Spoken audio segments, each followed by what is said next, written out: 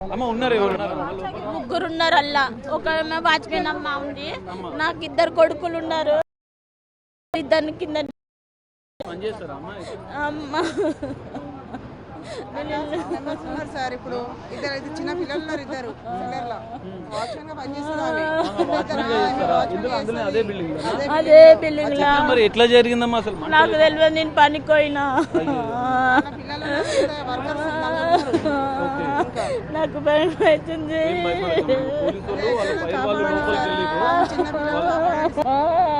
ఎవరెవరు ఉంటారమ్మా లోపల నేను మా పిల్లలు మా ఆయన వీళ్ళు ఉంటారు వాచ్మెన్ వాళ్ళు పెద్దవాడ కూడా ఉంది వాళ్ళ అర్థమైతలేదు ఎంతమంది ఉన్నారో తెలుస్తలేదు 6 మంది అంటూ 4 అంటూ తెలుస్తలేదు ఎవరంతా ఊరుకొచ్చేసారు లోపటేమని తెలియదు మీ పిల్లలు ఎన్ని సంవత్సరాలు కూర్చోమ్మా కూర్చో టెన్షన్ పడకమ్మా టెన్షన్ పడకమ్మా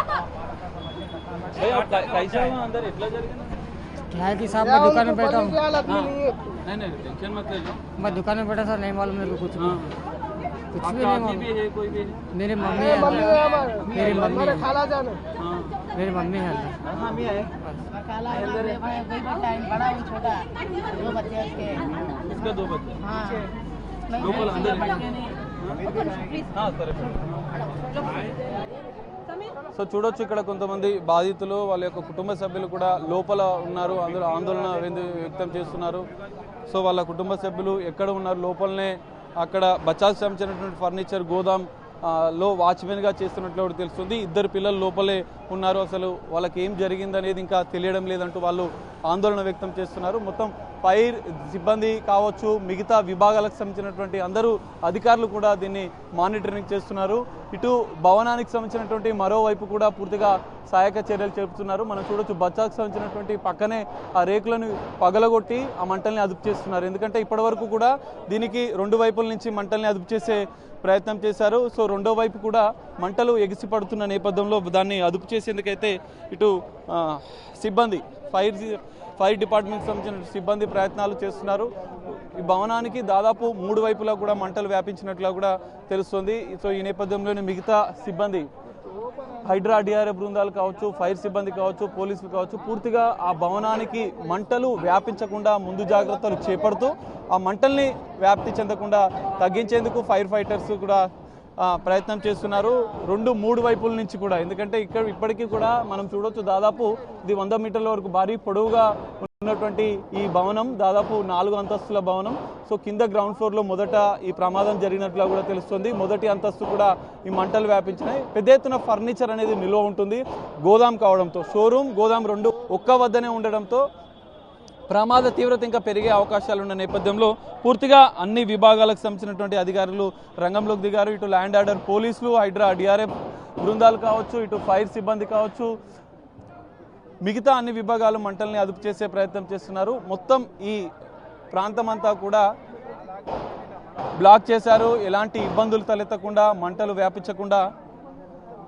పూర్తిగా బ్లాక్ చేసి సహాయక చర్యలు చేపడుతున్నారు సో లోపల ఎంతమంది ఉన్నారు ప్రమాదం జరిగిన సందర్భంగా వాళ్ళు మరి బయటికి వచ్చారా లేదా అనేది కూడా ఆ బాధిత కుటుంబాల్లో కొంత